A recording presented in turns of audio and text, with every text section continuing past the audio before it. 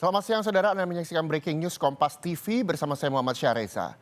Saudara, pesawat milik maskapai Sam Air dengan nomor penerbangan PKSMW hilang kontak di wilayah Ilaga, Papua, Pegunungan pada Jumat siang ini. Diketahui ada 6 orang yang berada di dalam pesawat itu.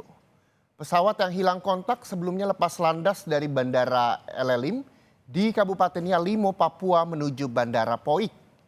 Pesawat berangkat pukul 11:53 waktu Indonesia Timur pada Jumat siang tadi.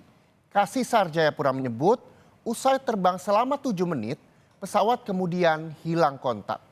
Pesawat diketahui membawa 6 orang, yakni 4 penumpang dan 2 kru pesawat.